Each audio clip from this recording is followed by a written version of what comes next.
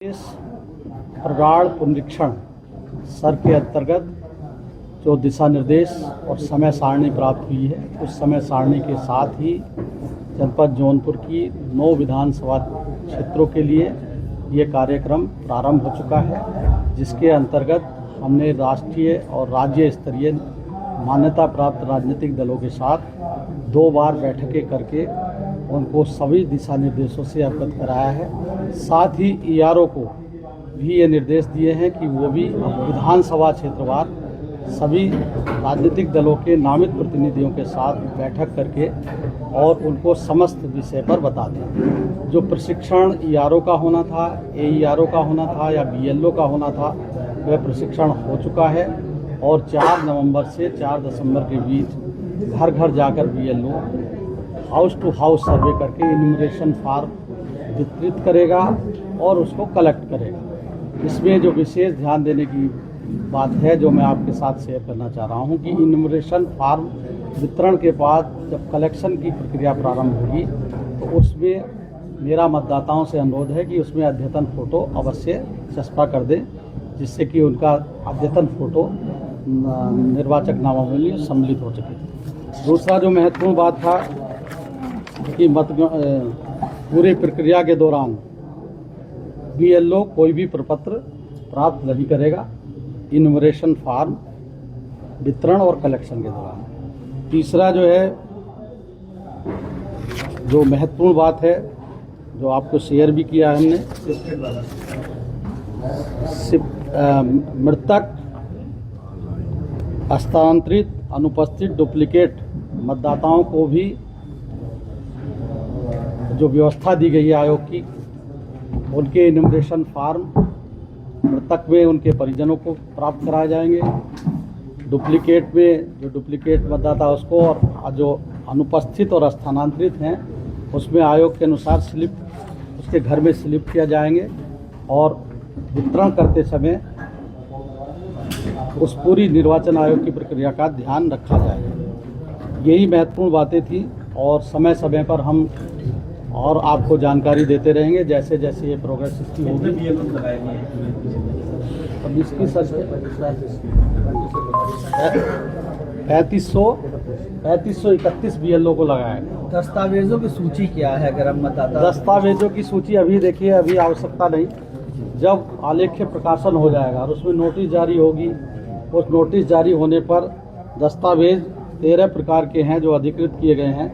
इसमें आधार को केवल पंजीकरण का आधार माना गया है, उसमें जन्म और मृत्यु या उससे संबंधित उसको अभिलेख में सम्मिलित किए जाने का वो नहीं है।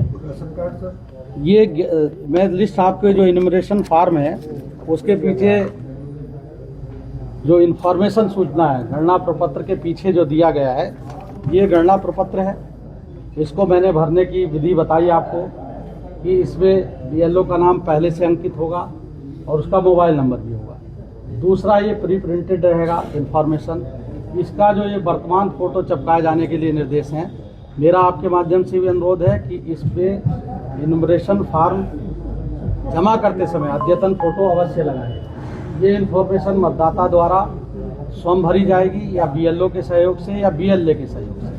इसमें प्रत्येक राजनीतिक दल जो राष्ट्रीय और राज्य मान्यता प्राप्त है, उनसे अनुरोध किया गया कि वह अपने बीएलए अपॉइंट कर दें और बीएलए का बीएलओ के साथ समन्वय भी स्थापित कराया जा रहा है और प्रत्येक बीएलओ को 50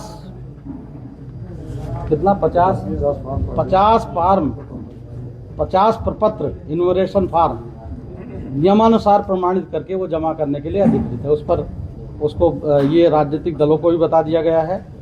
भ्रमण के दौरान जो नए निर्वाचक हैं वो नए निर्वाचक भ्रमण के दौरान बूथ लेवल अधिकारी को नए निर्वाचकों को सम्मिलित करने के लिए फॉर्म 6 और सुधार और स्थानांतरण हेतु फॉर्म 8 दिए जा रहे हैं। 30 इसके साथ घोषणा पत्र संलग्न किया जाना आवश्यक है। बिना घोषणा पत्र के फॉर्म 6 और फॉर्म 8 को नियमानुसार इंटरटेन नहीं किया जाएगा। ये सारी बातें थी। 2003 के पहले जो लोग सूची में हैं उनको क्या करना है? 3 के बाद जो लोग सूची में आए हों सीट के बाद अभी तो केवल ये करना है कि इन्यूमरेशन फॉर्म वितरण किए जा रहे हैं। इम्यूनरेशन फार्म जो है ये इसको जो इसमें दिया गया है इसको भरकर जो जमा कर देगा उसका नाम BLO को प्राप्त करा देगा नियमानुसार, उसका नाम आलेख्य सूची में होगा। दस्तावेज कब लगाने हैं? दस्तावेज आलेख्य प्रकाशन की स्थिति में यदि किसी का नाम उसमें आलेख्य प्रकाशन में, जैसा कि इसमें स्पष्ट लिखा है कि निर्वाचक रजिस्ट्रीकरण अधिकारी उन निर्वाचकों को नोटिस जारी करेगा जिनका गणना पत्र में दिया गया विगत विशेष प्रगाढ़ पुनरीक्षण निर्वाचक नामावली का विवरण या तो उपलब्ध नहीं है या डाटाबेस से मेल नहीं खाता है। नोटिस प्राप्त होने पर निर्वाचक को निम्नलिखित श्रेणी के आधार पर अभिलेख उपलब्ध कराए जाने होंगे। ये पूरा विवरण इसमें दिया। मेरा एक अनुरोध है कि विशेष प्रगाढ़ पुनरीक्षण से संबंधित जो भी सूचना हो वो ऑथेंटिक रूप से ही प्रकाशित हो।